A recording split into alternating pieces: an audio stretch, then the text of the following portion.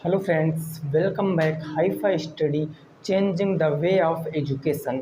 दोस्तों, आज की क्लास में हम लोग एक और अपने मॉडल पेपर को डिस्कस करने वाले हैं, जिसमें मैं आपको थोड़ा सा लेंथी प्रश्नों को सॉल्व कराऊंगा, जिन प्रश्नों में आपको दिक्कत होती है।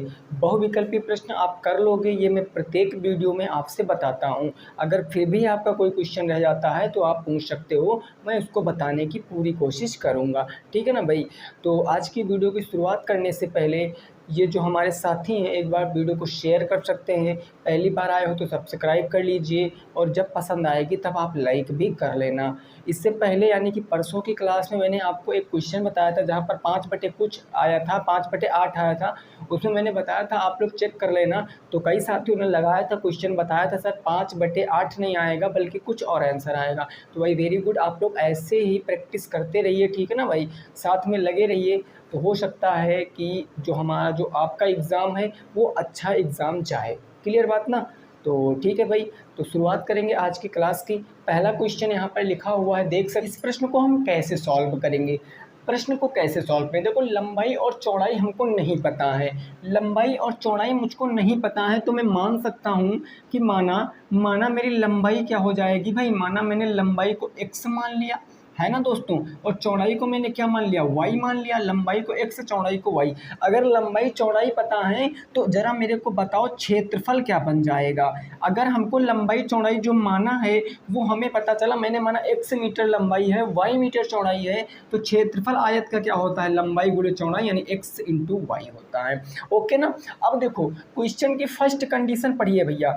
फर्स्ट कंडीशन पढ़िए। क्वेश्चन कह रहा है कि आयत की लंबाई को 3 मीटर बढ़ा दें। लंबाई क्या है सर? x है ना, x को मैं 3 मीटर बढ़ाए दे रहा हूँ, तो x प्लस में 3 मीटर हमने लंबाई को बढ़ा दिया। फिर है चौड़ाई को 4 मीटर कम कर दे। चौड़ाई है y को मैं 4 मीटर कम कर दूंगा तो y माइनस के 4। तो देखो, क्वेश्चन कह रहा है कि 72 मीटर स्क्वायर कम हो जाता है।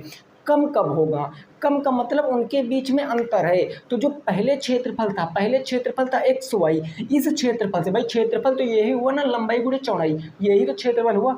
3 मीटर लंबाई को बढ़ा दिया, 4 मीटर चौड़ाई को कम कर दिया, तो ये भी तो क्षेत्रफल हुआ। तो पहले वाले क्षेत्रफल से अब वाला क्षेत्रफल अगर घटा देंगे तभी ना अंतर पता चलेगा। तो अंतर कितने का है? 72 मीटर। कम हो गया मतलब अंतर है। तो हम इसके सामने एक्स वाई करके माइनस कर देंगे, यानी पहले क्षेत्रफल से अब का क्षेत्रफल अगर माइनस करेंगे तो कितना आएगा? 72 आएगा। अब इसको मेरे दोस्त आप सॉल्व कीजिए। अगर आप इसको सॉल्व करोगे तो एक्स वाई बराबर, भाई पहले ब्रैकेट लगा, इसको सॉल्व कर लीजिए। एक्स वाई हो जाएगा, एक्स वाई हो गया, है ना। एक्स का गुणा 4 से कराएंगे तो माइनस के 4x हो जाएगा। 3 का गुणा y से कराएंगे तो प्लस के 3y हो जाएगा। प्लस के 3 माइनस के 4 माइनस के 4 3 12 हो गया ना। 12 भाई, ये 12 हो गया ना। ये ब्रैकेट बंद, बराबर के 72 हो जाएगा। अब आपको पता है, आपने फर्स्ट सेमेस्टर में पढ़ा, सेकेंड में पढ़ा, थर्ड में पढ़ा कि जब किसी ब्रैकेट के बाहर माइनस लगा है, जब किसी ब्रैकेट के बाहर माइनस लगा है तो ब्रैकेट के अंदर के सारे चिन्ह परिवर्तित हो जाते हैं, यानी प्लस माइनस हो जाएगा, माइनस प्लस हो जाएगा। गुणा भाग में कोई प्रभाव नहीं पड़ेगा। तो अब देखो मेरे दोस्त, ये हमारा हो जाएगा एक्स वाई माइनस, ये एक्स वाई प्लस में था तो माइनस के एक्स वाई हो जाएगा। ये माइनस के 4x था तो प्लस के 4x हो जाएगा। ये प्लस के 3y था तो माइनस के 3y हो जाएगा। माइनस के 12 था तो प्लस के 12, और बराबर के 72। अब आप यहाँ से आसानी से समीकरण बना सकते हो। एक्स वाई प्लस में, एक्स वाई माइनस में कैंसिल, प्लस के 12 उधर जाएगा तो माइनस में हो जाएगा, यानी इस तरफ बच गया आपका 4x और माइनस के 3y बराबर के 72 माइनस के 12, यानी ये क्या बच गया? 4x माइनस के 3y बराबर, अगर 72 से 12 घटा दोगे तो 60 बन जाएगा। बोलो, इतनी बात समझ में आ गई? समीकरण नंबर 1 बन गया है। ठीक है ना।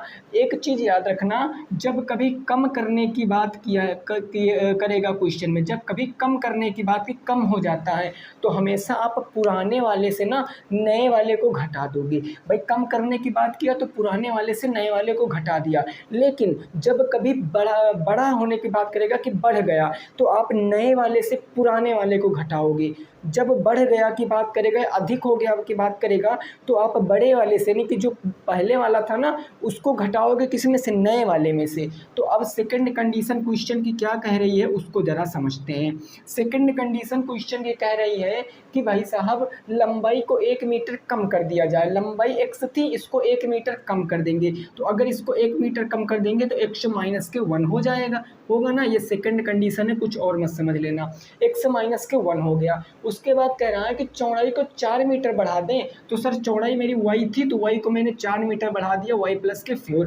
तो ये आपका एक नया बना कि नहीं बना, क्षेत्रफल। लंबाई गुणे चौड़ाई, नया क्षेत्रफल। और इसको पहले के क्षेत्रफल से घटा देंगे तो कितना अधिक हो जाएगा, 88 अधिक हो जाएगा। अब यहाँ से भी आप समीकरण बना सकते हो। x का y से गुणा कराओगे तो xy बन जाएगा, x का गुणा 4 से कराओगे तो प्लस के 4x हो जाएगा, माइनस के 1 के गुणा y से कराओगे तो माइनस के y हो जाएगा, माइनस प्लस माइनस के 4 आ जाएगा, बराबर माइनस के क्या आ जाएगा भाई, माइनस के xy बचा, बराबर के आपका 88 बच गया।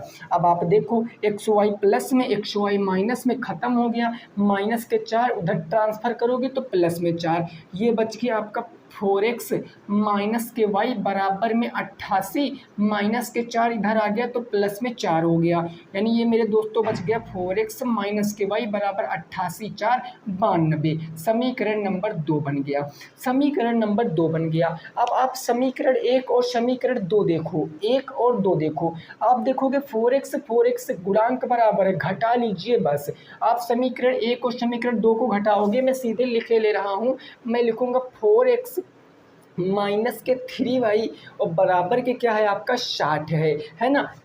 समीकरण 1, अब इसको आप घटा लोगे अगर, तो हम ब्रैकेट में ये भी लिख सकते हैं घटाने पर, लिख लेंगे ना सर, घटाने पर। अब घटाओगे तो नीचे के सारे चिन्ह बदल जाएंगे, माइनस, और ये माइनस है तो प्लस, ये प्लस है तो माइनस, ये आपका घट गया। माइनस के 3y प्लस के 2 ये 2y बच जाएगा, बराबर 92 में से 60 चला जाएगा तो 32 बच जाएगा। y बराबर कितना आ जाएगा, 16 मीटर, है ना, 16 मीटर। y किसकी वैल्यू आ गई है, y आ गई आपकी चौड़ाई। चौड़ाई कितनी आ गई दोस्तों, 16 मीटर आ गई, चौड़ाई 16 मीटर। अब आपको लंबाई बताना है, तो इसका मान आप चाहे समीकरण 1 में रख लीजिए, चाहे तो आप समीकरण 2 में रख लीजिए। अगर मैं समीकरण 1 में रखता हूँ, अगर मैं समीकरण 1 में रखता हूँ, मैं कह रहा हूँ 1 में रखने पर, 1 में रखने पर, है ना भाई, समझ रहे हो ना। समीकरण 1 क्या था हमारे पास, देखो समीकरण 1 था 4x माइनस के 3y बराबर के 60, y बराबर कितना रखोगे 16, 16 थी 48, माइनस से उधर चला जाएगा प्लस में, और ये 4x उधर 4 डिवाइड कर देगा। तो हम लिखेंगे 1 में रखने पर, यानी 4x माइनस के 3 गुणे y बराबर 16 बराबर के हो जाएगा 60, 16 थी 48, माइनस से उधर चले जाएगा प्लस में, तो 4x बराबर 60 40 100 108 हो जाएगा, 108। तो x से बराबर कितना आएगा, 4 कितना आ जाए भाई, 4 दूनी 8, 4 सत्ते 28, 2 बचा ना, 4 सत्ते 28, 27 मीटर और 16 मीटर आपका जवाब है। लंबाई कितनी आ जाएगी, 27 मीटर आ जाएगी भाई साहब, इसको नोट कर सकते हो। 16 मीटर 27 मीटर आपके प्रश्न का जवाब है, नोट कर लो, फिर आगे पहुंचते हैं। इसको नोट कर लो भाई, फिर आगे पहुंचते हैं प्रश्न संख्या नंबर किस पर, तो प्रश्न संख्या नंबर हमारी होगी 2, है ना भाई। फटाफट इसको नोट कर लीजिए आप लोग, जल्दी से आप लोग इसको नोट कर लीजिए भाई।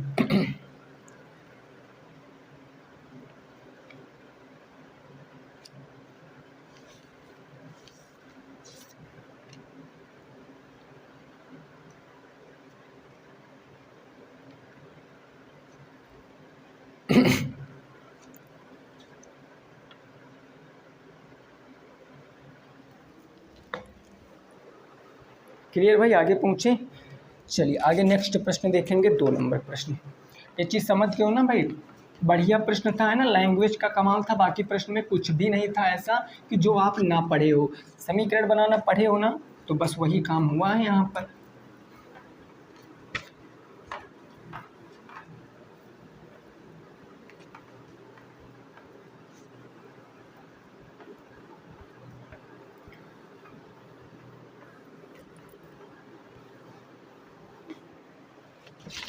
देखिए भाई, क्वेश्चन नंबर 2 क्या कह रहा है। क्वेश्चन नंबर 2, प्रश्न संख्या नंबर 2, आपके सामने एक चित्र बना हुआ है, ऐसे करके आपके सामने एक चित्र बना हुआ है। ये इसकी हो गई रेडियस, है ना, बना हुआ है। ठीक है भाई, इसकी वैल्यू दिया गया है, किसकी वैल्यू, इसका नाम भी दिया गया है ओ बी वी, इसका नाम ओ, इसका नाम बी, इसका नाम है वी। क्वेश्चन है आपसे, क्वेश्चन क्या दिया गया है कि वी ओ बराबर 15 सेंटीमीटर दिया गया है और आपको ओ बी बराबर 8 सेंटीमीटर दिया गया है। तो क्वेश्चन कहा है तो चित्र का वक्र पृष्ठ बताओ, चित्र का वक्र पृष्ठ बताओ, इस प्रश्न को लगाओ, चित्र का वक्र पृष्ठ बताओ। अब अगर आपको ये क्लियर होगा कि वक्र पृष्ठ ये किस चीज़ का पूछ रहा है तो आप बता सकते हो आसानी से भाई, है ना, आप आसानी से बताओगे इस प्रश्न का जवाब क्या होगा। हमने आपको बिल्कुल अच्छे से क्लियर करा रखा है कि ये किस चीज़ का चित्र है। अगर चित्र एक बार मन में सेट हो गया तो सारे फार्मूले भी सेट हो जाते हैं और सारे क्वेश्चन भी हम लगा लेते हैं। तो आप जल्दी से इस प्रश्न की लगाने की कोशिश करिए और उत्तर बताइए। क्लियर ना। देखो, बात करते हैं हम लोग, अगर इस प्रश्न की बात करते हैं तो ये प्रश्न हमारा क्या है, ये क्या बना हुआ दोस्तों, ये आपका एक शंकु बना हुआ है। शंकु मतलब जोकर की टोपी बना हुआ है ना। और जब शंकु बना होता है तो शंकु का वक्र पृष्ठ क्या होता है मेरे दोस्त बताओ, शंकु का वक्र पृष्ठ क्या होता है। कई बार मैंने पढ़ा रखा है कि शंकु का वक्र पृष्ठ होता है भाई पाई आर एल, पाई आर की वैल्यू 22/7 होती है। अब देखो एल बोले तो तिर्यक ऊंचाई, मतलब सर इसकी तो ऊंचाई पता ही नहीं है, और जब एल की ऊंचाई नहीं पता है तो हम एल की ऊंचाई कैसे निकालते हैं भाई। देखो ओ बी कितना, ये 8 है ना, तो ये 8 आपकी दी गई है, वी ओ 15 दिया गया है तो 15 दिया गया, यानी ये पूरा पता है। तो ये एक हमारा राइट एंगल ट्रायंगल बनेगा ना, जिसको मैं गाढ़ा कर रहा हूँ, ये आपका एक राइट एंगल ट्रायंगल बनेगा कि नहीं बनेगा, समझ सकते हो। अगर मैं यहाँ से लिखूं, अगर मैं इस चीज़ को बताऊं, त्रिभुज कौन सा हो जाएगा, त्रिभुज त्रिभुज वी ओ बी में मैं लिखता हूँ, त्रिभुज वी ओ बी में हमें पता है कि कोण ओ क्या है मेरा, 90 अंश है। और जब किसी त्रिभुज का एक कोण 90 अंश होता है वो त्रिभुज हमारा समकोण त्रिभुज होता है, वहाँ पाइथागोरस प्रमेय कार्य कर जाती हैं। या डायरेक्ट आप एल बराबर के √h² + r² निकाल सकते हो। तो हम यहाँ पर लगाएंगे कि कर्ण का स्क्वायर, कर्ण ये है ना, यही तो हमें पता करना, 90 डिग्री के ठीक सामने यही तो पता करना ना। तो वी बी का स्क्वायर क्या हो जाएगा, वी बी स्क्वायर बराबर के भाई वी ओ स्क्वायर मतलब 15 का स्क्वायर, तो 15 का स्क्वायर प्लस ओ बी का स्क्वायर मतलब 8 का स्क्वायर। तो ये 15 का स्क्वायर भैया 225, 8 का 8 64 हो गया, तो 5 4 9 हो गया, 6 2 8 हो गया, और ये कितना हो गया 289, √289। अगर वी बी निकालोगे तो √289 का मतलब 17, 7 7 49 है ना, 17 सेंटीमीटर आएगा। यानी ये जो तिर्यक ऊंचाई आ गई एल, इसकी वैल्यू कितनी आ गई 17 सेंटीमीटर, 17 सेंटीमीटर। अब एल पता है, आर पता है और आपको एच पता है, तो वक्र पृष्ठ आप इजीली बता सकते हो। वक्र पृष्ठ क्या हो जाएगा भाई बोलो, वक्र पृष्ठ होता है पाई आर एल। अब वैल्यू रखेंगे भाई 22/7, इसकी वैल्यू हो जाएगी पाई आर की वैल्यू कितनी है, आर कितनी 8, तो 8 हो गया आर की वैल्यू। एल कितनी है 17 निकाला ना, देखो एल कितना निकाला 17 निकाला, क्योंकि एल यही तो 17 निकाल लिया। अब हम ऊपर ऊपर गुणा करा सकते हैं, 17 दूना 34 के 4 हासिल कितना आ गया भाई 3 आ गया, 17 दूना 34 3 37, 374 गुणे में 8/7। अब इसको अगर आप सॉल्व करोगे, 8 चौके 32 के 2 हासिल आ गया 3, 8 7 56, 56 और 3 कितना हो गया 59, 59 के 9 हासिल 5 आ गया, 8 3 24, 24 5 29, 29 92/7। इसको डिवाइड करोगे, 7 चौके 28, 1 बचा और हो गया भाई 19, 7 दूनी 14 और 5 बचा 52 हो गया ना, 7 7 49 हो गया, 3 बचा 7 चौके 28। ये आपका राइट आंसर होगा 427.4 सेंटीमीटर स्क्वायर। पॉइंट में आगे भी आ सकता है दोस्तों, है ना, पॉइंट में आगे भी आ सकता है, तो दिक्कत मत लेना, बस सफिशेंट है तो पॉइंट के 1 अंक तक है, क्योंकि ऑप्शनल नहीं है, इसमें आपको ये आंसर लिख देना अगर आप तो राइट जाएगा आंसर, उसमें कोई काटने वाला नहीं है। या आप अगर ज़्यादा आपके पास टाइम है तो आप 2 अंक 3 अंक 4 अंक के बाद जितने अंक तक काटना चाहते हो काट सकते हो। क्लियर, नोट करो दोस्तों, फिर आगे पहुँचते हैं, इसको नोट करो फिर आगे पहुँचते हैं प्रश्न संख्या नंबर किस पर, तो प्रश्न संख्या नंबर 3 पर। ये बात क्लियर हो गई, कोई दिक्कत नहीं, किसी भी साथी को साफ किया जाए भाई, चलिए वेरी गुड। अगला देखेंगे क्वेश्चन नंबर कौन सा होगा सर, 3 नंबर होगा।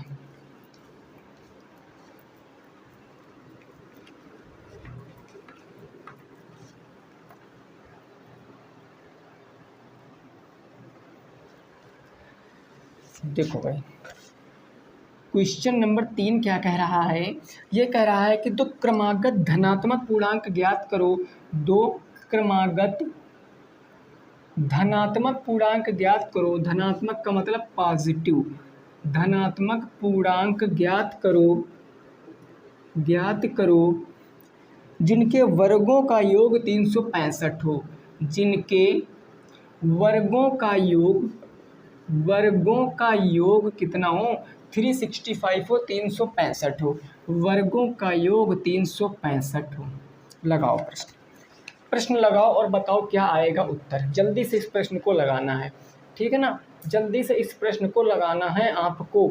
इस प्रश्न को लगाने से पहले मैं एक चीज़ पूछना चाहता हूँ कि ये बताइए, ये प्रश्न आपका द्विघात समीकरण के अंतर्गत आएगा या युगपत समीकरण के अंतर्गत आएगा। सिंपल सी बात मैंने पूछा कि अगर इस प्रश्न की आपने भाषा को समझा है तो आप ये बताइए कि ये प्रश्न द्विघात समीकरण में आएगा या युगपत समीकरण में आएगा। भाई देखो, वर्गों का योग, किसी संख्या का वर्ग कर रहे हो तो पावर 2 रहेगी ना, और योग करने पर पावर नहीं जुड़ती हैं, और जब पावर 2 रहेगी तो ये मेरा द्विघात समीकरण में हो जाएगा। और द्विघात समीकरण को सॉल्व करना आपको पता है हम किससे कंपेयर करते हैं, ax² प्लस में bx प्लस में c बराबर के 0। अगर ये द्विघात बहुपद बन रहा है तो हम बराबर के 0 ये हटा देंगे, अगर समीकरण है तो बराबर के 0 करके हम ऐड कर लेंगे। क्लियर ना। अच्छा, अब एक बात और बताओ, क्रमागत का मतलब क्या होता है, क्रम से, क्रमागत का मतलब क्रम से होता। और धनात्मक पूर्णांक ज्ञात करना ना, अगर मैं पहला धनात्मक पूर्णांक x मान लेता हूँ, सपोज मैंने x माना, तो नेक्स्ट x प्लस में 1 होगा, इसमें तो कोई दिक्कत होगी नहीं, है ना। तो हम मान लेते हैं, माना पहला पूर्णांक क्या हो जाएगा, पहला पॉजिटिव पूर्णांक हमारा क्या हो जाएगा, x हो जाएगा। तो दूसरा क्या हो जाएगा, क्योंकि क्रमागत कह रहा ना, तो दूसरा पॉजिटिव पूर्णांक x प्लस के 1, क्योंकि क्रमागत अगर कहता है तो +1 कहते हैं। भाई मैंने बताया था अगर 1 के बाद हम कोई दूसरा नंबर क्रमागत प्राप्त करेंगे तो 2 + के 1, है ना। अगर हम इसके बाद कोई तीसरा प्राप्त करेंगे तो ++ के 1, ऐसे करके ++के 1 करके हम क्रमागत नंबर प्राप्त कर सकते हैं जो क्रम से आते हैं, है ना दोस्त। अब देखो, अब प्रश्न कह रहा है, प्रश्नानुसार आप लगाओ। प्रश्न मेरे दोस्त तो कह रहा है कि वर्गों का योग, अच्छा इनके वर्गों का योग x² प्लस इनका योग x + 1 का स्क्वायर, वर्गों का योग कितना है, तो 365 है, तो 365। ओके सर, सॉल्व कर लेंगे। ये बन गया आपका a + b का होल स्क्वायर, तो ये तो हमारा एज इट इज रहेगा x² प्लस a + b का होल स्क्वायर यानी a² प्लस के 2ab 2 × x × 1 और प्लस के b² 1 का स्क्वायर बराबर के 365। कोई दिक्कत नहीं, तो ये हो जाएगा सर x² प्लस में क्या हो जाएगा x², डायरेक्ट आप यहाँ कह सकते हो x², ये आपके 2x² हो जाएंगे ना, प्लस में 2x हो जाएगा, 2x प्लस में 1 हो जाएगा बराबर के 365 हो जाएगा। ये प्लस के 1 उधर भेजोगे तो माइनस के 1 हो जाएगा, यानी 2x² प्लस के 2x, या डायरेक्ट आप इधर ले आइए इसको माइनस में, तो माइनस के 364 बच जाएगा, है ना। ये प्लस के 1 माइनस के 365 बराबर के 0, इसको मैंने इधर ले आया क्योंकि हम इस फॉर्म में कन्वर्ट करेंगे ना। अब देखो 2x² हमारा हो गया, प्लस में ये 2x हो गया, माइनस में अगर एक में से 365 घटा दोगे तो 364 बच जाएगा, बराबर के सर 0 बच गया, बराबर के क्या बच गया, 0 बच गया। अब आप यहाँ पर देखो, या इस फॉर्म में क्वेश्चन बन चुका है, आपका क्वेश्चन इस फॉर्म में बन चुका तो आप आसानी से सॉल्व कर पाओगे। लेकिन मेरे कुछ दोस्तों को दिक्कत ये होगा कि सर 364 का अगर मैं 2 से गुणा कराऊंगा, 364 का 2 से गुणा कराऊंगा तो हम यहाँ पर कैसे तोड़ सकते हैं कि हमारा यहाँ पर 2 आए, है ना, दिक्कत वाली बात हो जाएगी। तो सर यहाँ पर मैंने आपको बता रखा है कि आपको जब ऐसा समीकरण मिले, समीकरण में आप किसी एक संख्या से गुणा करा दीजिए या किसी एक संख्या से पूरी समीकरण में भाग करा सकते हो, उसमें कोई प्रतिबंध नहीं है। तो आप देखो 2 है, 2 है 364। भाई अगर मैं 2 से भाग करा दूं तो ये 2 और ये 2 और 364 का आधा हो जाएगा, है ना। और 0 को 2 से भाग करेंगे तो 0 ही रहेगा। तो हम यहाँ पर कह सकते हैं, हम यहाँ पर लिख सकते हैं कि निम्न समीकरण में 2 से भाग करने पर, 2 से भाग करने पर, भैया 2 से भाग करके छोटा नहीं कर लेंगे। अगर 2 से भाग करेंगे तो 2 से भाग करेंगे, ये 2 कट जाएगा तो ये एक्स स्क्वायर बचेगा। ये आप एक लाइन यहाँ पर लिख ही लीजिए, 2x स्क्वायर प्लस के 2x माइनस के 364 माइनस के 364 बराबर 0। 2 से भाग करोगे, 2 से भाग करोगे, 2 से भाग करोगे, 2 से भाग करोगे, 2 से 2 खत्म हो जाएगा। एक्स स्क्वायर प्लस में x माइनस के 2 से काटोगे, 2 2 1 कम 2, 2 8 16, 2 दूनी 4, 182 बराबर के 0। अब 182 1 कम 182, इसके 2 गुणनखंड करो कि प्लस के 1 आना चाहिए। तो हम क्या कह सकते हैं, 182 के ऐसे कौन से फैक्टर होते हैं भाई बताओ, 14 गुणे 13। ये आपको तो याद ही रखना चाहिए। वैसे हमने तो याद किया क्योंकि इस क्वेश्चन को कई बार मैंने सॉल्व करा रखा, तो ज़्यादा सोचना विचारना है ही नहीं। 14 3 42, 14 दाम 140 और 14 1 कम 14 4 18, 182। अब हमको कितना लाना, प्लस के मन लाना, तो इसको प्लस में कर देंगे, इसको माइनस में कर देंगे। ओके ना सर। ये के एक्स स्क्वायर प्लस में हो गया 14x माइनस में हो गया 13x माइनस का हो गया 182 बराबर के 0। ये 2 2 के पेयर बना के कॉमन ले लेंगे, इधर कॉमन x मिल रहा है तो x प्लस में 14 बच गया, माइनस के 13 कॉमन। जब कभी माइनस में कॉमन लेते तो ब्रैकेट के अंदर के चिन्ह बदल जाते हैं। ये x प्लस के 14 बराबर के 0, x प्लस के 14 एक ब्रैकेट में कॉमन मिल जाएगा, नेक्स्ट मिल जाएगा x माइनस के 13 बराबर के 0। तो यहाँ से एक x की वैल्यू आ जाएगी माइनस के 14 और यहाँ से एक x की वैल्यू आ जाएगी प्लस के 13। अब आपको सोचना है कि आप कौन सा x का मान लो। अब दिक्कत आ गई ना सामने, अब कौन सा x का मान लो, माइनस के 14 या प्लस के 13। अब आपका जो काम करेगा वो करेगा लैंग्वेज। क्वेश्चन कह रहा धनात्मक पूर्णांक बताना ना, पॉजिटिव इंटीजर से बताना। तो ये तो भाई निगेटिव आ गया, तो पॉजिटिव क्या आ जाएगा, 13 आ जाएगा। यानी पहला पूर्णांक हमारा 13 आ गया और दूसरा इसमें 13 का मान रखेंगे, x का मान 13 प्लस 1 14। उत्तर क्या आएगा, 13 और 14। ये राइट आंसर है। 13 और 14 आपका सही जवाब है दोस्तों, नोट कर सकते हो। 13 और 14 क्या हो जाएगा, आपके क्वेश्चन का बिल्कुल सही उत्तर हो जाएगा। आप नोट कर लीजिए। फिर नेक्स्ट देखते हैं क्वेश्चन नंबर 4 को, है ना मेरे दोस्त, इसको नोट कर लीजिए। फिर क्वेश्चन नंबर 4 को देखते हैं और उसको भी हम लोग क्या करते हैं, समझते हैं। यहाँ तक की बात बिल्कुल क्लियर हो गई, कोई दिक्कत नहीं किसी भी साथ, ठीक हो, बोलो भाई। चलिए नोट कीजिए, फिर आगे पहुँचते हैं।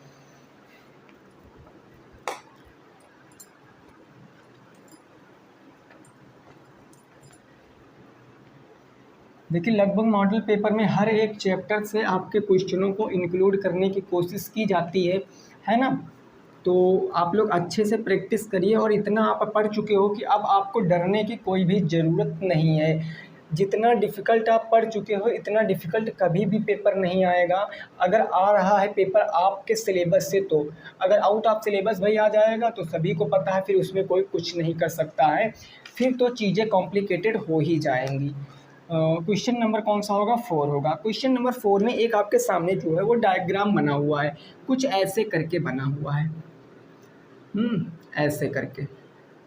इसका नाम भी दिया गया है ABCD। ये A है, ये B है, ये C है और ये D है। तो ये आपको दिया गया है 13, ये पूरी दी गई भाई 25, ये दिया गया है 20। तो आपसे कहा है कि समलंब का क्षेत्रफल बताओ। क्वेश्चन है कि समलंब का क्षेत्रफल बताओ, समलंब चतुर्भुज का क्षेत्रफल बताओ। इस प्रश्न को लगाओ, लगाओ भाई प्रश्न, बताओ क्या आएगा उत्तर। लगाओ इस प्रश्न को, बताओ क्या आएगा उत्तर, जल्दी से आपको बताना है ना भाई। जल्दी से आपको बताना है।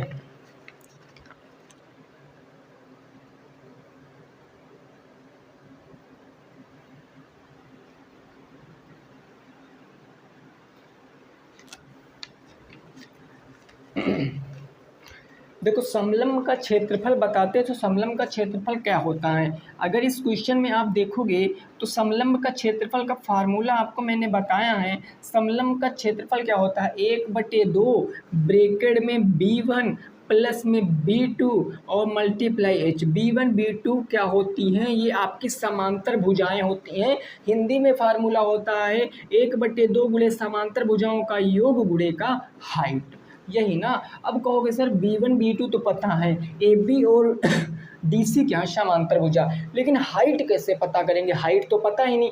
तो हम क्या करेंगे, बिंदु B से हम अगर यहाँ पर एक लंब डाल दें, बिंदु B से अगर हम यहाँ पर एक लंब डाल दें तो अब देखो ये 20 थी तो इतनी, भाई पूरी तो आपकी 25 है, पूरी 25 है, और यहाँ से लंब डालोगे तो ये तो 20 हो जाएगा, क्योंकि ये समांतर ना, तो ये 20 और ये बचा कितना 5, तभी तो 20 5 25 मिला के हो जाएगा, तो 25 हमने इसको साफ कर दिया। अब आपको पता है ये 13 है, ये 5 है, तो ये क्या हो जाएगा, ये आपका एक राइट एंगल ट्रायंगल बन रहा है। राइट एंगल ट्रायंगल पाइथागोरस प्रमेय लगाएंगे, कर्ण स्क्वायर बराबर लंब स्क्वायर प्लस आधार स्क्वायर। 13 का स्क्वायर 169, 5 का स्क्वायर 25, और 5 12 13 एक ट्रिपलेट होता है, तो यहाँ 12 हो जाएगा। ये हो जाएगा, घटाओगे तो 144 बचेगा, एंडर रूट 144 का मतलब 12।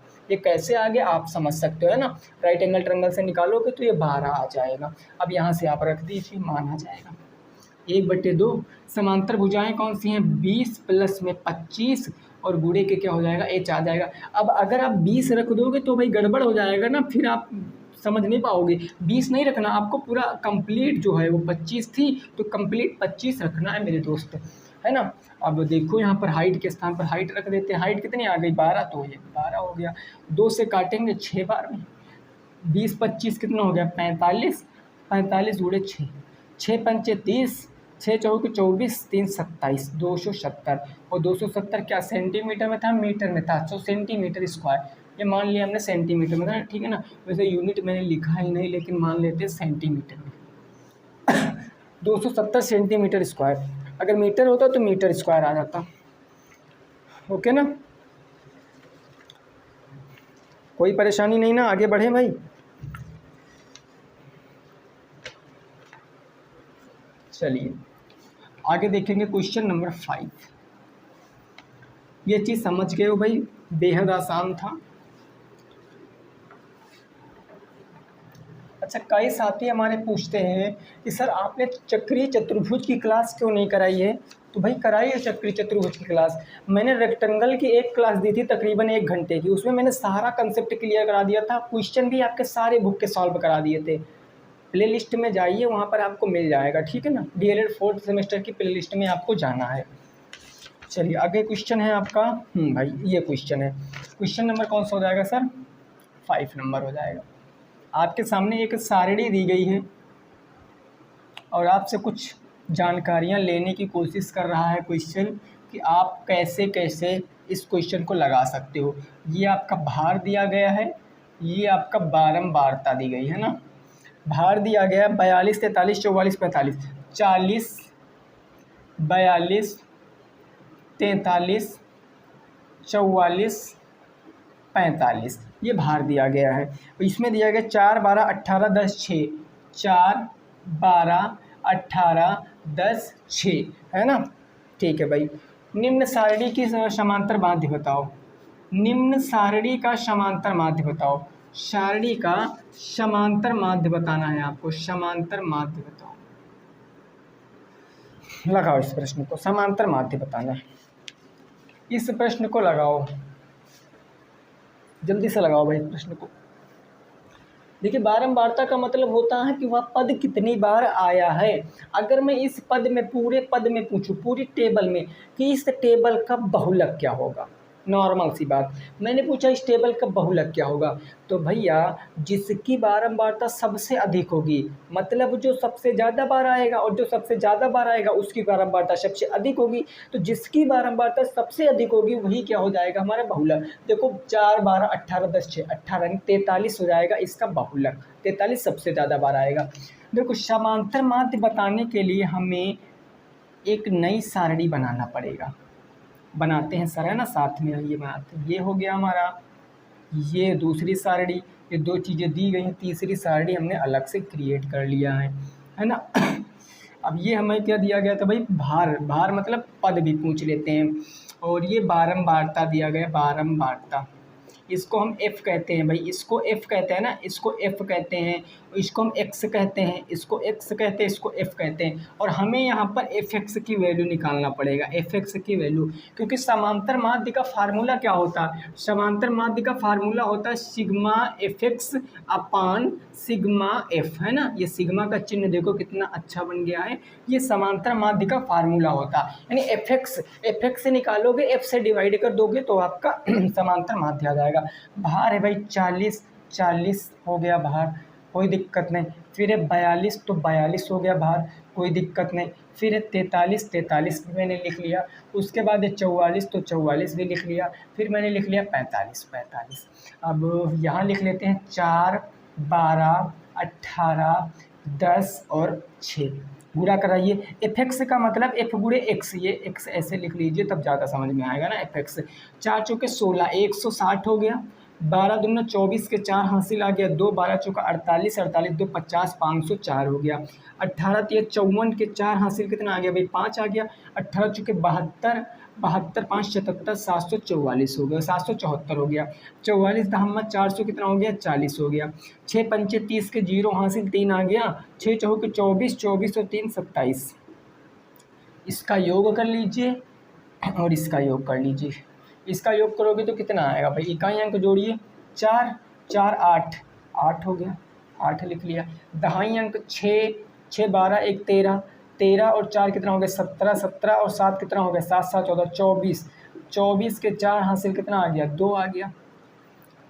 5 1 6, 6 6 12 1 13, 13 4 17 2 19, 19 2 21, 21 48 आ गया। यहाँ इसको जोड़ोगे कितना आ जाएगा? 12 4 16, 16 10 26, 26 6 32 8 40 10 50। ये कितना आ गया? 50 आ गया, है ना मेरे दोस्त। जोड़ लीजिए भाई इसको। देखिए 12 18 जोड़ोगे 30, 30 10 40 6 46 4 50, 50। ये वैल्यू आई किसकी? एफ की। देखो एफ सारणी ना, एफ की वैल्यू। ये वैल्यू किसकी? एफ एक्स की वैल्यू है। तो एफ एक्स की वैल्यू आप यहाँ पर वैल्यू रखिए, आंसर पाइए। हाँ, एफ एक्स के स्थान पर क्या रखोगे? 21 48। तो 21 48 बटे में क्या हो जाएगा? 50, तो बटे में 50 हो जाएगा। इसको डिवाइड कर देते हैं ना, पहले 2 से छोटा कर लें, 25 हो गया। ऊपर काटेंगे 2 1 कम 2, 2 7 14, 2 चौके 8 1074। 25 से काटेंगे तो 25 चौके कितना हो गया? 100 हो गया। 25 चौके 100, 7 बचा 74 हो गया। 25 में 75 कम 2 बार जाएगा, 25 दूना 50 हो गया। 25 दूना 50 कितना बच गया भाई? 14 बच गया। 25 या 75 कितना? 24 बच गया भाई। 24 बच गया, दशमलव लगाएं 0, 25 8 200, 42.8 आपका राइट आंसर। 42.8 आपका सही जवाब है, नोट कर सकते हो। 42.8 आपका क्या हो जाएगा? सही जवाब हो जाएगा, नोट कर सकते हो, है ना। 8 बार जाएगा कि भी 9 बार जाएगा, चेक कर लेना एक बार, ठीक है ना। कितनी बार जाएगा? 25 चौके 100, 7 बच गया 74 हो गया। 25 दूना 50, 24 बच गया 240, 25 नवैया 225, ठीक है ना। 42.9 आ जाएगा मेरे दोस्त। आगे आप काट लेना, हो सकता कट जाए एक बार में, आगे काट लेना, बट इतना आंसर सही है। 42.9 आपका सही जवाब है। 42.9 क्या है आपका? सही जवाब है, नोट कर लीजिए। आगे पहुँचते हैं, इसको नोट करो, फिर आगे पहुँचते हैं। आगे देखते हैं कौन सा हमारा सही जवाब हो जाएगा, कौन सा हमारा सही जवाब हो जाएगा। क्लियर? पहुँचे आगे भाई, क्वेश्चन नंबर 6 पर।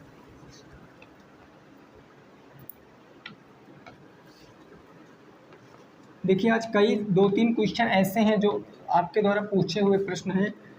तो जब जब दोस्तों टाइम मिलता है तो क्वेश्चनों को मैं कराने की कोशिश करता हूँ, है ना। बिल्कुल ऐसा मत समझना कि क्वेश्चन नहीं कराए जाते हैं, कराए जाते हैं भाई। क्वेश्चन नंबर कौन सा होगा? 6 नंबर क्वेश्चन होगा। 6 नंबर क्वेश्चन में एक चित्र बना हुआ है, एक ऐसे करके आपका एक आयताकार पार्क बना हुआ है ना। फिर इसके अंदर एक आयताकार पार्क बना है। इसकी लंबाई ABCD नाम है, ABC और D। इसका नाम आपका दिया गया है भाई PQRS, PQRS, ठीक है ना। इसकी लेंथ कितनी दी गई? ऊपर 40, ये दी गई 40 मीटर, और ये दी गई आपको 60 मीटर। और ये जो अंदर की लंबाई है ना, ये लंबाई ये 2 मीटर है। 2 मीटर चौड़ी सड़क बनी है, 2 मीटर चौड़ी सड़क बनी, यानी ये आपकी सड़क बनी है भाई। ये आपकी क्या है? सड़क है ना। ये आपकी सड़क है 2 मीटर। तो आपसे क्वेश्चन पूछा है कि सड़क का क्षेत्रफल बताओ। क्वेश्चन है सड़क का क्षेत्रफल बताओ। सड़क का क्षेत्रफल बताओ। इस चित्र में सड़क वो है जो लाइनिंग है, सड़क वो है जो लाइनिंग है, उसका क्षेत्रफल आपको बताना है। उसका क्षेत्रफल आपको बताना है। आप कैसे लगाओगे इस प्रश्न को, आपका क्या अप्रोच रहेगा, आप जल्दी से बताइए। 40 मीटर चौड़ा और 60 मीटर लंबा, 40 मीटर चौड़ा 60 मीटर लंबा एक आयताकार पार्क है। क्या है? आयताकार पार्क है। कह रहा जिसके अंदर 2 मीटर चौड़ी क्या बनी है? सड़क बनी है। जिसके अंदर चारों तरफ 2 मीटर चौड़ी सड़क बनी है, इसके अंदर बने सड़क का क्षेत्रफल क्या हो जाएगा? ठीक है ना। तो देखो दोस्तों, इस क्वेश्चन को लगाएंगे। सबसे पहले हम पूरे मैदान का क्षेत्रफल ज्ञात कर लेते हैं। पूरे मैदान का क्षेत्रफल ज्ञात करेंगे। तो पूरे मैदान, आयताकार ना मैदान, तो L इंटू बी। भाई L क्या है? आप 40 गुणे 60 रख दीजिए, कैसे भी 60 पहले रख दीजिए, कोई दिक्कत नहीं। 6 चौके 24 भाई 40 गुणे 60 है ना, 6 चौके 24 डबल 0, 2400 मीटर स्क्वायर ये आ गया। 2400 मीटर स्क्वायर आ गया। अब आपको क्या करना है? देखो 24 मीटर आ गया ना, 24 मीटर। अब आप इसका क्षेत्रफल निकालिए। ये किसका क्षेत्रफल है? अगर आप इसको लिखना चाहते हो तो आप इसको ये भी लिख सकते हो, ए बी सी डी का क्षेत्रफल, ये भी लिख सकते हो। ए बी सी डी मतलब बाहरी वाला। अब अंदर वाला पी क्यू आर एस का क्षेत्रफल निकाल लीजिए, या आप कह सकते हो इसको रोड रहित क्षेत्रफल, है ना। आप इसको ऐसे भी लिख लीजिए, पी क्यू आर एस का क्षेत्रफल, पी क्यू आर एस का क्षेत्रफल। अब भैया बताओ जरा कि अगर आपकी लंबाई यहाँ पर 4 मीटर थी, 2 इधर 2 इधर, 2 इधर 2 इधर कम हो गई, तो लंबाई कितनी बचेगी? इसके लिए पी क्यू आर एस के लिए लंबाई कितनी बचेगी? भाई 40 माइनस के 4, भाई 2 जुड़ जाएगा ना, तो लंबाई कितनी बच जाएगी? 40 में से 4 जाएगा, 36 मीटर लंबाई बच गई। ब्रेथ कितनी है? भाई ब्रेथ देखो, चौड़ाई 60 है, 2 इधर कम, तो 60 में से 4 घटाओगे 56 बच जाएगी। यानी 60 माइनस के 4 बराबर के 56 मीटर बच जाएगी। कोई परेशानी नहीं। अब ये लंबाई ये चौड़ाई से आपका पी क्यू आर एस का क्षेत्रफल निकल जाएगा। तो अगर मैं पी क्यू आर एस का क्षेत्रफल निकालता हूँ तो ये हो जाएगा L इंटू का बी। L आपका है 36 और 56, 36 56 का मल्टीप्लाई कराइए, भाई कितना आ जाएगा? 36 गुणे 56, 6 4 के 36, 3 आ गया, 6 3 18 और 6 5 30, 10 40, 8 48, 48 2 50, 1 51 हासिल, 5 आ गया, 5 3 15, 5 20, 2016 आ गया। कितना आ गया सर? 2016 आ गया, है ना। 2016 आ गया भाई। देखिए गुणा करा लेंगे का, फिर से 6 4 के 36 के 6 हासिल 3 आ गया, और 6 3 18, 5 6 30, 30 10 40 8 48 और 48 तो 50 1 51 के 1 हासिल 5, 5 से 15, 5 20, 2016 मीटर स्क्वायर आ गया। 2016 मीटर स्क्वायर। अब देखो ये पूरे का क्षेत्रफल, अंदर का क्षेत्रफल, अगर पूरे से अंदर को घटा देंगे तो रोड का क्षेत्रफल पता चलेगा ना। हम कह सकते हैं सड़क का क्षेत्रफल क्या हो जाएगा? सड़क का क्षेत्रफल ये जो है हमारा 2400 माइनस के 2016, घटा लीजिए भाई। अगर 2400 से 2016 घटाओगे तो बच जाएगा 4, 9 में से 1 गया, बच गया 8, है ना। और यहाँ कितना बच गया भाई? 384, है ना भाई, 384 तो बचेगा 384 मीटर स्क्वायर आपका सही जवाब। कितना आ जाएगा? 384 मीटर स्क्वायर आपका सही जवाब है। रोड का क्षेत्रफल क्या हो जाएगा? 384 मीटर स्क्वायर सही जवाब है, नोट कर सकते हो। 384 मीटर स्क्वायर आपका सही जवाब हो जाएगा, इसको नोट कर सकते हो। क्लियर? 384 मीटर स्क्वायर आपका सही जवाब हो जाएगा। इसी क्वेश्चन में चीज़ें कभी कभी दोस्तों आगे बढ़ा देगा। क्वेश्चन में चीज़ें बढ़ा देगा कि रोड पर, ऐसे क्वेश्चन कह सकता है, रोड पर 1 रुपये, या मान लिया सपोज कर लिया मैंने 10 रुपये प्रति वर्ग मीटर की दर से घास लगवाने का खर्च, जैसे रोड पे घास नहीं लगती है, पत्थर डलवाने का खर्च हम पूछ सकते हैं ना। पत्थर डलवाने का खर्च बताओ, पत्थर डलवाने का खर्च। तो आप यहाँ पर इतना निकाल लिए थे जितना खर्च कहता। अगर क्वेश्चन होता तब की बात कर रहे हैं, तो जितना होता उससे गुणा कराते, 10 से गुणा कराते तो 3840 आपका सही जवाब हो जाता। खैर आपसे केवल क्षेत्रफल पूछा था तो यही आपका सही जवाब है। नोट करो भाई, फिर आगे पहुँचते हैं ना। इसको नोट करो, फिर आगे पहुंचते हैं, आगे क्या हो जाएगा उसको भी हम समझ लेते हैं। क्लियर ना?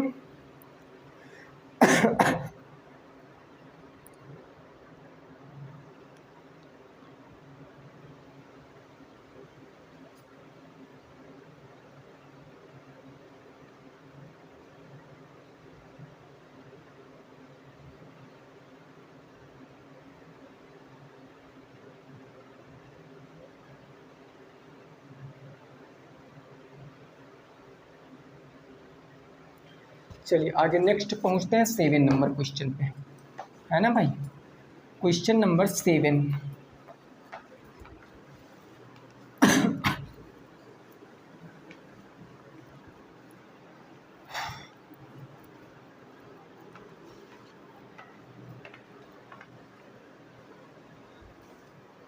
देखिए क्वेश्चन नंबर 7 में भी आपका एक डायग्राम बना हुआ है ऐसे। ये आपका एक ऐसे बन गया भाई, ये आपका एक ऐसे बन गया, है ना, ये ऐसे कर गया।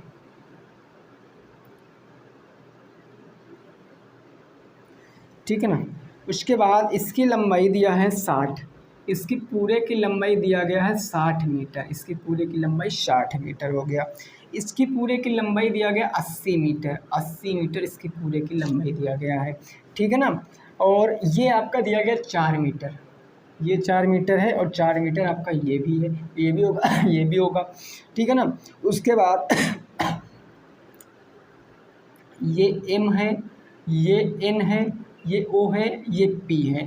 ठीक है भाई। फिर ये है ABCD, ये है A, ये है B, ये है C, ये है D है। क्लियर। फिर है PQRS, PQRS।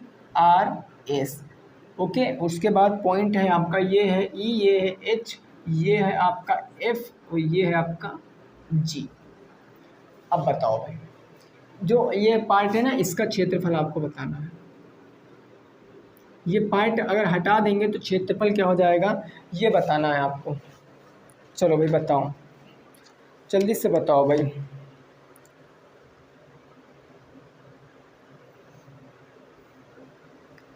देखिए इस क्वेश्चन की लैंग्वेज दोस्तों हमने लिखी ही नहीं है, लैंग्वेज नहीं लिखी क्वेश्चन की, लेकिन ऐसा क्वेश्चन आपके बुक में था, लैंग्वेज लिखने को भूल गए, डायरेक्ट हमने चित्र ही बना लिया।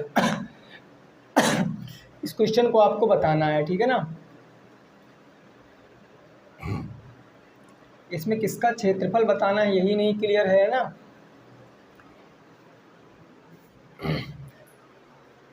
चलिए भाई देखो, इसमें क्षेत्रफल किसका बताना होगा, इसमें क्षेत्रफल बताना होगा ये जो आपका बीच में काला काला पार्ट है, ब्लैक पार्ट है, इस पार्ट के रहित क्षेत्रफल आपको बताना होगा। जहाँ तक बात कर रहा हूँ, वैसे मैंने इसकी लैंग्वेज नहीं लिखी, जो सबसे बड़ी मूर्खता की बात हमने कर दिया, लैंग्वेज नहीं लिखी इस क्वेश्चन की। अगर देखो सपोज कर लेते हैं इस क्वेश्चन को हम काउंट नहीं करेंगे, ऐसे मान लेते हैं, अगर हम इसको क्षेत्रफल निकालते तो हमें पता है ये 4 मीटर है ना, ये 4 मीटर है ना, तो हम यहाँ से पहले इसका निकाल लेते, 8 छंग 48, इसका निकाल, फिर 4, 8 6 8 48, यानी कि हम 60 गुणे 4 कर लेते तो 6 चौके 24, 240 आ जाता भाई, 240 आ जाता ना।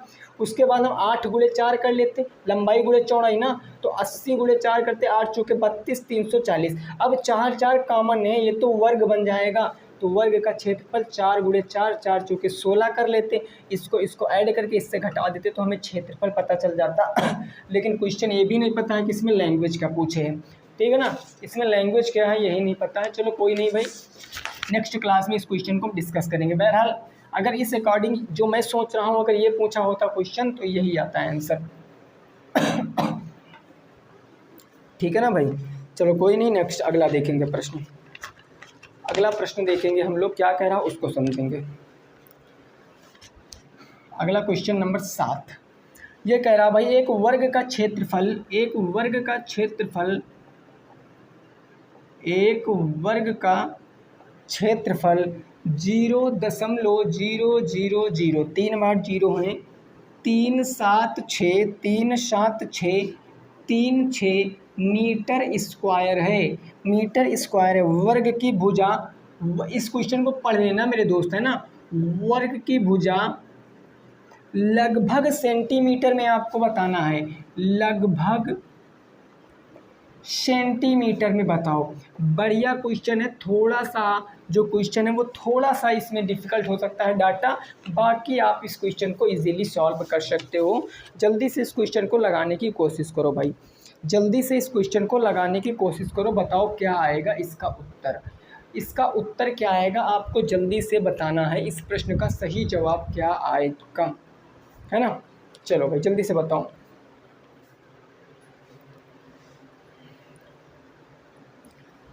देखो वर्ग का क्षेत्रफल क्या होता है, भुजा स्क्वायर होता है ना, भुजा स्क्वायर की वैल्यू दिया। चलो भाई लगाते हैं ना, हमें पता है कि वर्ग का क्षेत्रफल होता है भुजा स्क्वायर।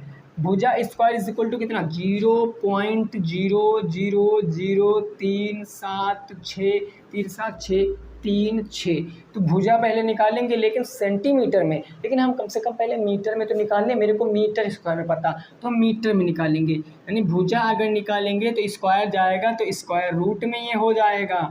और आप अच्छी तरह से वाकिफ हो कि स्क्वायर रूट का मतलब हम उस संख्या का क्या निकालेंगे, हम उस संख्या का वर्गमूल निकालेंगे। और पॉइंट वाली संख्या का वर्गमूल निकालना आपको पता है, हम लिख लेते हैं संख्या को 0 दशमलव कितने जीरो भाई, 3 जीरो, फिर 37636। चलो इसको निकालो वर्गमूल। दशमलव के बाद संख्या आगे से ये और ये, कोई प्रॉब्लम बोलो, नहीं प्रॉब्लम। पहले दशमलव लगाओ, एक जीरो डायरेक्ट बढ़ा लो, फिर डबल जीरो तो एक जीरो डायरेक्ट बढ़ा लो, फिर अगला जोड़ा 0 3 का मतलब 1 से जाएगा, 2 का तो 4 हो जाएगा ना भाई, तो एक एक कम कितना जाएगा, 1 जाएगा, एक एक कम 1, इसे एक को यहाँ पर ऐड कर देंगे तो 0 1 हो जाएगा, यहाँ बच गया 2, 1 1 हो गया 2। अगला जोड़ा है 7 6, अब कितनी बार जाएगा, 2 8 16, 2 9 18, कितनी बार जा सकता है भाई, 0 1 हो गया ना। अगला जोड़ा क्या है भाई, देखो यहाँ पर 3 में से 1 गया, 2 बच गया, अगला जोड़ा 76 है। अब कितनी बार जाएगा, अब देखो 6 दूनी 12, 9 से जा सकता है, 9 बार जाएगा भाई, 9 बार जाएगा तो 9 9 81 का एक हासिल 8 आ गया, 9 दूनी 18, 18 8 कितना हो गया, 26 हो गया। ये 9 उठा के यहाँ पर ऐड कर देंगे, तो 9 ऐड कर देंगे, 9 9 18, 2 1 3 38 ना मेरे दोस्त, 38, और 6 में से 1 जाएगा 5, 7 में से 6 जाएगा तो 1, ये यहाँ ना 15। अगला जोड़ा कितना है मेरा भाई, 36 है, 15 36 कितनी बार जाएगा, तीनों 25 15 भाई, देखो 6 बार जा सकता है, 6 त्रिक 18, तो भाई ज़्यादा बार हो जाएगा ना, 4 बार चला जाएगा, 4 चौके 16, 4 बार चला जाएगा भाई। देखो 4 चौके 16 का 6 हासिल 1, 4 अट्ठे 32 33 का 3 हासिल 3, 4 तियाँ 12 3 15, ये 4 उठा के यहाँ पर ऐड कर देंगे, ये हमारा कट गया, ये हो गया 4 4 8 8 388। तो यहाँ से आपने देखा कितना आंसर आया, ये आया 0.0194 मीटर। क्या हमारा आंसर सही है, क्या हमारा आंसर सही है, बोलो भाई, क्या हमारा आंसर सही है। हमें नहीं लग रहा सही है, क्योंकि सर क्वेश्चन कह रहा हमको सेंटीमीटर में भुजा चाहिए, हमें मीटर में भुजा बिल्कुल भी नहीं चाहिए। और सेंटीमीटर को जब चाहिए तो ये तो मीटर में आया ना, क्योंकि ये मीटर स्क्वायर का क्षेत्रफल, तो ये मीटर में भुजा आएगी, जाहिर सी बात। अगर सेंटीमीटर बताना है तो जब मीटर को सेंटीमीटर में बदलते हैं तो मल्टीप्लाई 100 करते हैं, क्योंकि 1 मीटर में 100 सेंटीमीटर होते हैं, ओके ना। तो अगर मैं यहाँ पर बात करूँ तो अगर मैं 100 से गुणा कराऊंगा तो 0.2 अंक पीछे खिसक जाएगा, यानी ये 0.1 के बाद लग जाएगा, 1.94 सेंटीमीटर हो जाएगा, 1.94 सेंटीमीटर। अगर मैं एग्जैक्ट मान बताऊँ, अगर मैं एकदम परफेक्ट मान बताऊँ तो कितना आएगा, 1.94 सेंटीमीटर। लेकिन देखो आप थोड़ा सा चीज़ों को समझो भाई, क्वेश्चन की भावना ये कह रही है कि भाई आप लगभग में मान बताइए, पॉइंट में मत खेलिए, आप लगभग में मान बताइए। तो आप ये बताओ 1.94 ये किसके बिल्कुल करीब है, ये किसके बिल्कुल करीब है, ये 2 के बिल्कुल करीब है। अगर पॉइंट इसमें 06 हो, पॉइंट 06 हो तब भी ये पूरा क्या हो जाएगा, कंप्लीट हो जाएगा, किससे, ये 2 सेंटीमीटर हो जाएगा। तो सीधे हम बता सकते हैं 2 सेंटीमीटर। बोलो, ये भी आंसर राइट है, ये भी आंसर राइट है, कोई दिक्कत नहीं। अगर इतना भी लिखाओगे तो कोई काटेगा नहीं कि लगभग तो है ही भाई, लेकिन डायरेक्ट ये भी लिख सकते हो, ये भी सही है। नोट करो, आगे पहुंचते हैं, है ना, इसको नोट करो, फिर आगे देखते हैं क्वेश्चन नंबर 8 को। नोट कीजिए भाई, क्वेश्चन नंबर 8 को देखेंगे।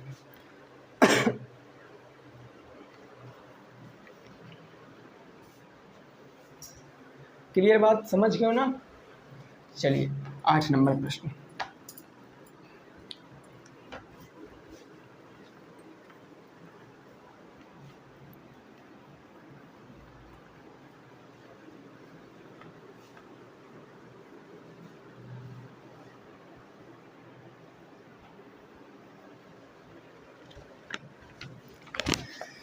क्वेश्चन नंबर 8 भाई क्या कह रहा है, त्रिभुज ABC में, त्रिभुज कोई है ABC में, उसमें दिया है कि tan A बराबर 1/√3 हो तो पूछे साइन ए इंटू कॉस सी प्लस में आपको पूछे कॉस ए इंटू साइन सी का मान, साइन सी का मान है ना, साइन सी का मान आपसे पूछे है। इसको बताओ भाई कितना आएगा, उत्तर आपको बताना है, उत्तर कितना आएगा आपको बताना है। क्योंकि हो सकता है इस टाइम 2-3 दिनों से क्लास थोड़ा सा डिस्टरबेंस चल रही हो, खांसी कुछ ज़्यादा ही भाई आ रही है ना, फिर भी मैं आपको क्लासेस दे रहा हूँ, भले ही मैं 10-12 क्वेश्चन ही करा रहा हूँ, लेकिन मैं आपको क्लासेस दे रहा हूँ तो आप पढ़ सकते हो अच्छे से, है ना। और बुक भी होगी, बुक से प्रैक्टिस कर सकते हो। बाकी तो फिर क्लास जब तक एग्ज़ाम नहीं होंगे तब तक रेगुलर चलेगी, चाहे जो कुछ हो जाए, है ना। इसका उत्तर बताओ क्या होगा। देखो भाई, कोई त्रिभुज बना लें ABC, राइट एंगल ट्रायंगल होगा सर, त्रिभुज ABC बना लेते हैं। त्रिभुज ABC बना लिया हमने, माना ये A है, ये B है और ये C है। एंगल किसको माना, A को माना, tan A, और tan थीटा बराबर क्या होता है, अगर आप चेक करोगे लाल बटे कक्का से, लंब बटे आधार, लंब बटे आधार, लंब कितना हो जाएगा भाई, एंगल इसको माना, ये लंब हो जाएगा, एक आधार कितना हो जाएगा √3, तो कर्ण कितना आ जाएगा भाई, एंगल मैंने इसको माना है भाई, याद रखना, एंगल इसको माना तभी तो ये लंब, एंगल के ठीक सामने लंब, ये कर्ण, तो ये कितना आ जाएगा, 1 का स्क्वायर प्लस √3 का 3 1 4 2 आ जाएगा। ये भाई 2 ही तो आएगा, क्योंकि कर्ण स्क्वायर बराबर क्या होता है, लंब स्क्वायर, 1 का स्क्वायर प्लस आधार स्क्वायर √3 का स्क्वायर, 1 का स्क्वायर 1 √3 का स्क्वायर 3 314 √4 का मतलब 2, कर्ण कितना आ जाएगा, 2 आ जाएगा। अब आंसर बताना है आपको, किसका किसका, साइन ए इंटू का कॉस सी प्लस में कॉस ए इंटू का साइन सी।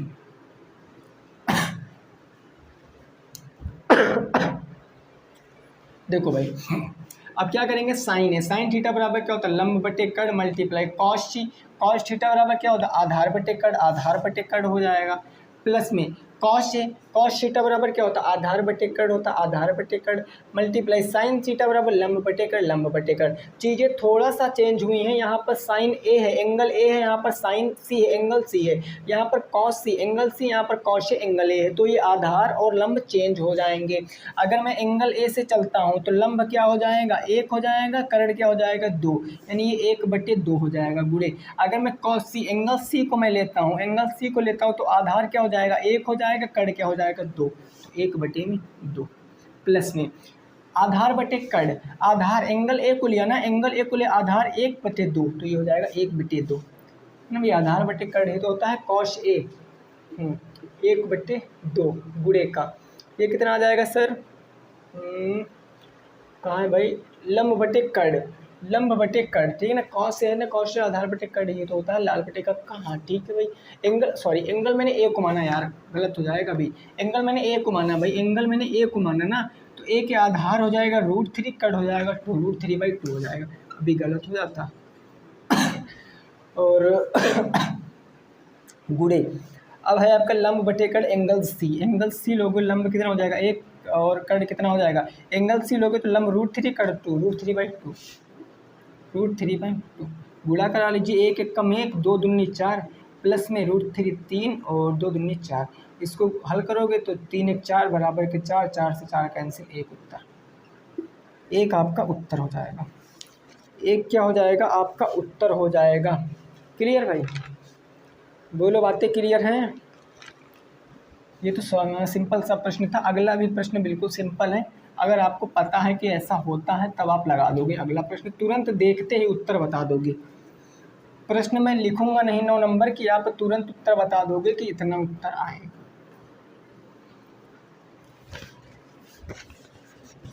Question number 9, sign 18/cos 72, sign 18 अंश बटे कॉस 72 अंश का मान क्या होगा, इसका मान क्या होगा, इसका मान क्या होगा। हमने कल भी एक चीज़ बताई थी आपको कि साइन थीटा को मैं क्या लिख सकता हूँ, कॉस 90 अंश माइनस के थीटा। थीटा बोले तो एंगल, अगर मैं एंगल ए लिख दूँ तो यहाँ पर एंगल ए हो जाएगा। ये चेंज होगा, कोई प्रॉब्लम नहीं, ए सी डी कुछ भी हो सकता है, तो ये हो जाएगा। अब देखो हम इसको क्या लिख सकते हैं, हम इसको लिख सकते हैं कॉस ए माइनस के 18,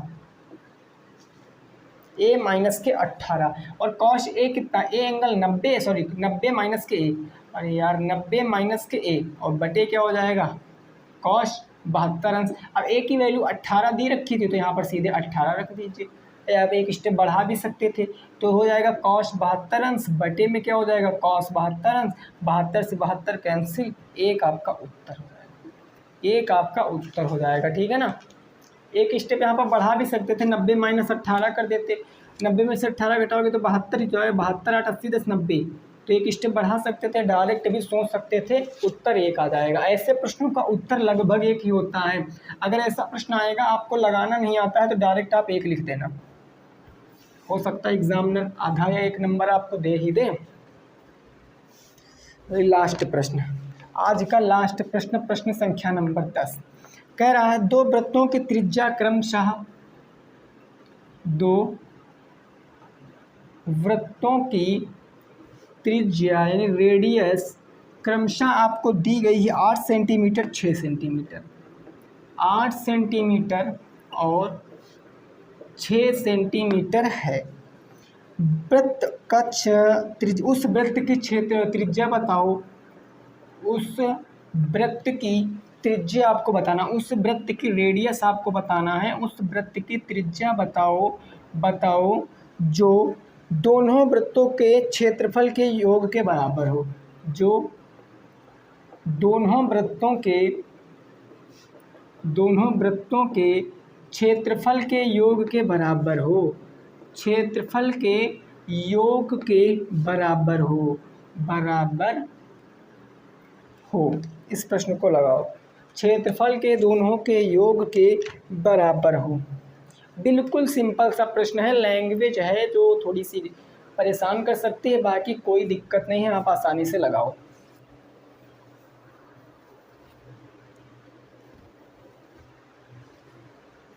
लगाओ भाई इस प्रश्न को।